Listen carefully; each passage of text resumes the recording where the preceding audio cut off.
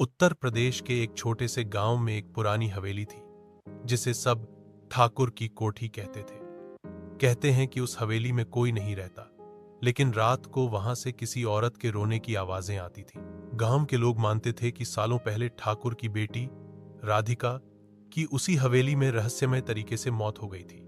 किसी ने कहा कि उसने आत्महत्या कर ली, किसी ने कहा ठाकुर ने खुद उसे मार डाला क्योंकि वह एक नौकर से प्रेम करती थी।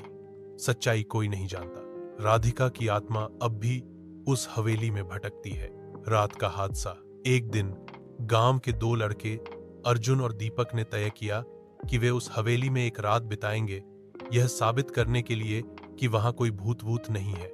रात के 12 बजे, जब पूरा गांव सो रहा था, वे दोनों टॉर्च लेकर हवेली के अंदर गए। शुरू में सब सामान्य लगा। पुरानी दीवारें, टूटे फर्नीचर, धूल और मकड़ियों का जाल। लेकिन आधी रात के बाद हवेली की एक कोठरी से हारमोनियम की आवाज आई।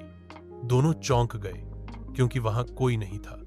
डरते डरते उन्होंने उस कोठरी का दरवाजा खोला। अंदर एक लड़की सफेद साड़ी में बैठी थी और गा रही थी।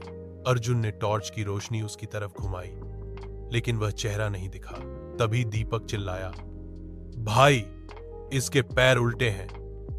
लड़की ने धीरे धीरे सिर उठाया और उनकी ओर देखा। उसकी आंखों से खून बह रहा था। इसके बाद क्या हुआ, कोई नहीं जानता। अगली सुबह हवेली के बाहर गांव वालों को सिर्फ अर्जुन मिला, बेहोश और बुरी तरह डरा हुआ। जब उसे होश आया, वह सिर्फ एक ही बात कहता रहा, वो अभी भी गा रही है। अगर आपको और भी डरावनी या ऐतिहासिक कहानियां चाहिए तो बताइए, मैं अलग अलग स्टाइल की भूतिया कहानियां सुना सकता हूं। रेलवे स्टेशन की, जंगल की, बच्चों के लिए थोड़ी हल्की या बिल्कुल सच्ची मानी जाने वाली।